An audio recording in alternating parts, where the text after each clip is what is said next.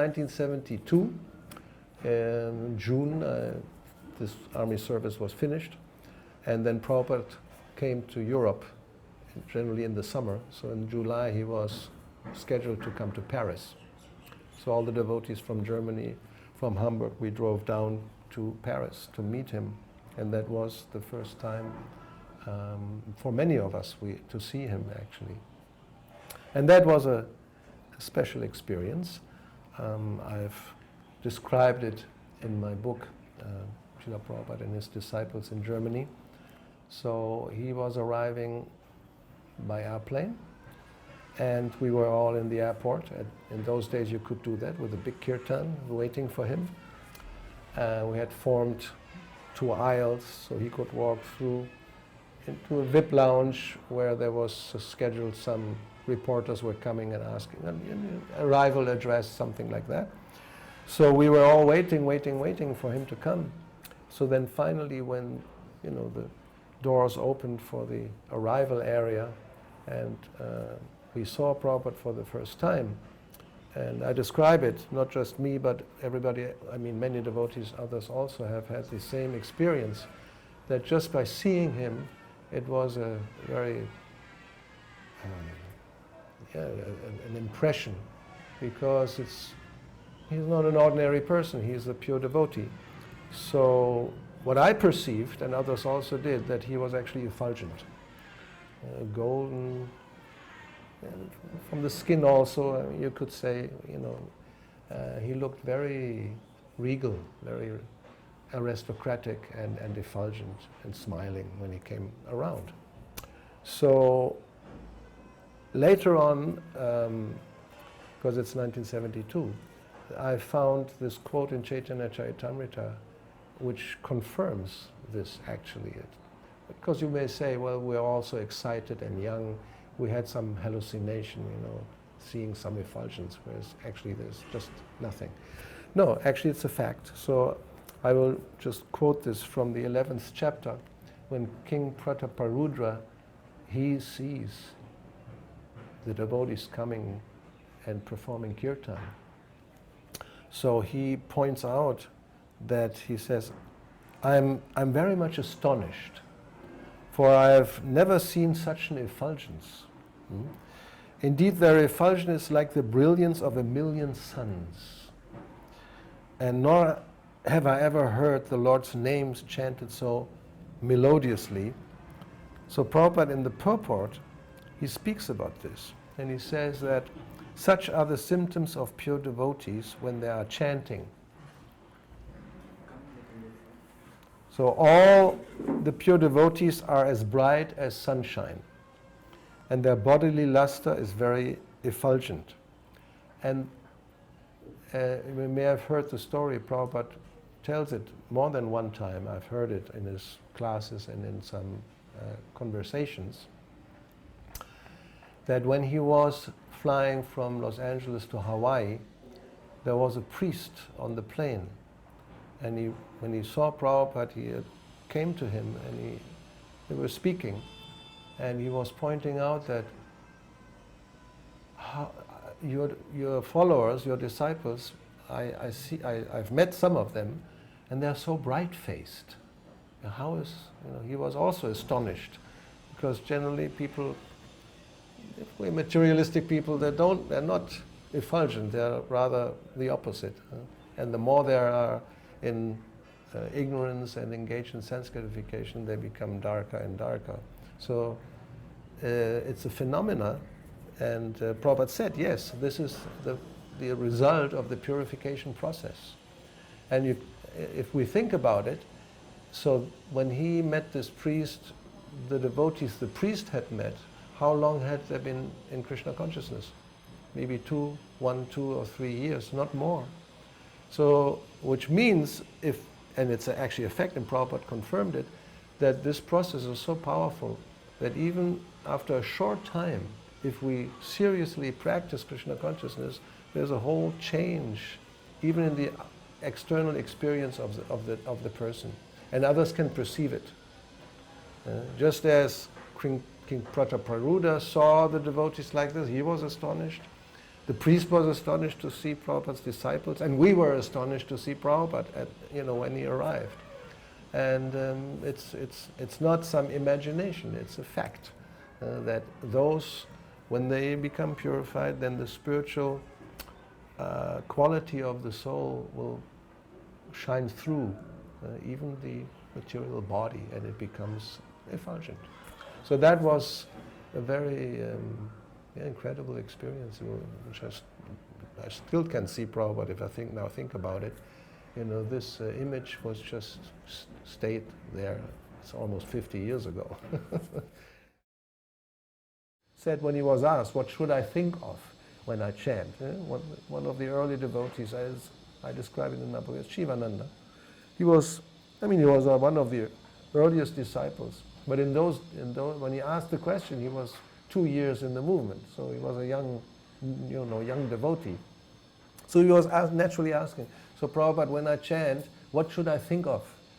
Krishna's pastimes or something like that. You just hear, just hear the sound. So even that is not so easy, not to think of so many other things. So therefore, from my experience, we should try to find a place where we are not distracted. Because that's another problem. Sometimes devotees don't care so much about it. And then they chant. I always give the example, like in Madrid, the capital of Spain, there's some big shopping, everywhere else there's a big shopping street with so many different shops everywhere. So you can, of course, take a japa walk, just looking at all the shopping windows, and then stop at the phone shop, and then you chant a few rounds, just looking at all the different new phones and thinking, which one will I get next? So then this kind of japa is not, don't become distracted. Try to, now this time I will just focus on the holy name. And then if you do it properly and you avoid the offenses, then also there will be the result. Otherwise we can go on chanting not just for 50 years, but for 500 years, and the result will be very, very little. And don't be surprised. Sometimes people think, oh, I'm chanting for such a long time, I don't feel, where's the ecstasy of the result? Well, how are you chanting? That's the question. Later then we had his visit in 1974. So I was translating, that was my service, translating his books into German. So then when he was shown around the temple, he came to our room where we were working, translating. So, and he was explained that this is a translator's department, and so he was asking, what are we working on? So as far as I remember, we were working on teachings of Lord Chaitanya. And we had received from the printer the galley proofs. So then Prabhupada, he asked me, read. So I was reading in German, and he was just standing there and listening, smiling. He didn't understand one word, but he really liked to hear, one of his books in another language, and it was being prepared. So he really was very much happy to see that. And then later on, we can see how much Prabhupada was really interested in that his books would come out. 2 years later,